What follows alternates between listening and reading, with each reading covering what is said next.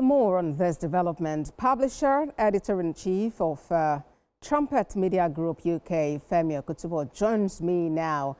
Mr. Okutubo, I believe you monitored the deliberations in the U.S. Congress about, President Trump's designation of Nigeria as a country of particular concern today. What to take about how this matter is being handled and the submissions of some of the participants there?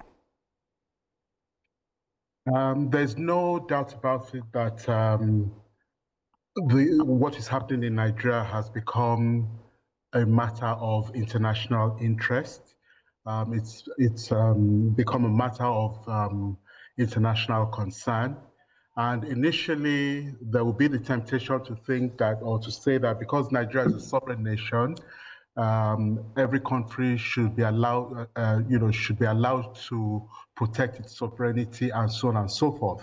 And while that position does not change, what we seem to have in the country at the moment is a situation where it looks like government, government is making promises about trying to arrest the security situation in the country, but it does not seem to have achieved much results.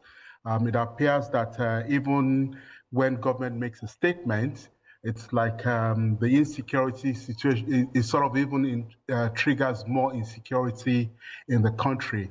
And the fact that the United States of America, the Congress inclusive, backing up what President Trump had said a few weeks earlier in terms of redesignating Nigeria as a country of particular interest as far as, terrorism is concerned, shows that, the government really needs to wake up.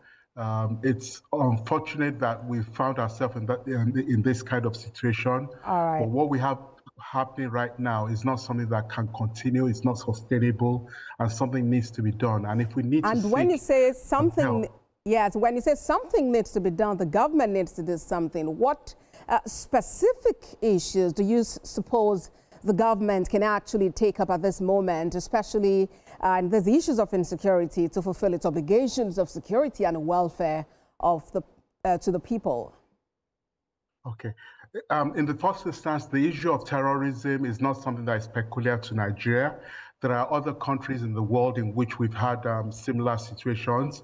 And you have foreign countries, foreign governments who have participated in one exercise or the other to try and combat terrorism.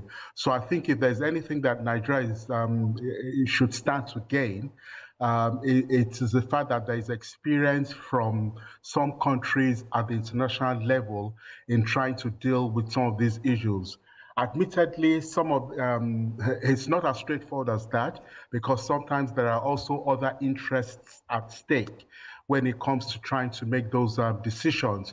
But I think for Nigeria, what Nigeria should really be doing is, if there are areas in which we're weak, security-wise, military-wise, in terms of strategy or anything of that sort, I think, or even in terms of the level of equipment that we have, we must try and take advantage of that to try and kick out terrorism once and for all.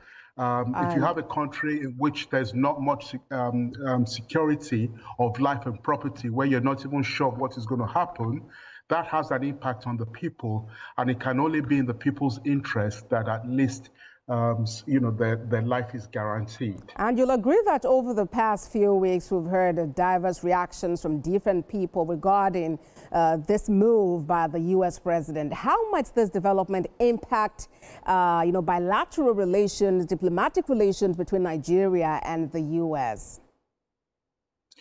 Well, it's bound to have its own impact. I'm sure that each country, probably has one feeling or the other about the other.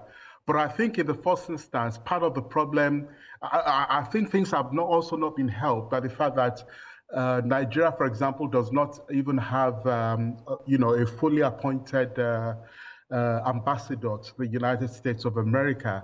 So that in itself has not really helped even to plead Nigeria's case, so to speak, in terms of diplomatic relations between both countries.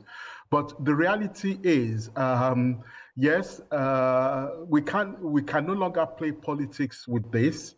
We've got to make sure that whatever needs to be done needs to be done.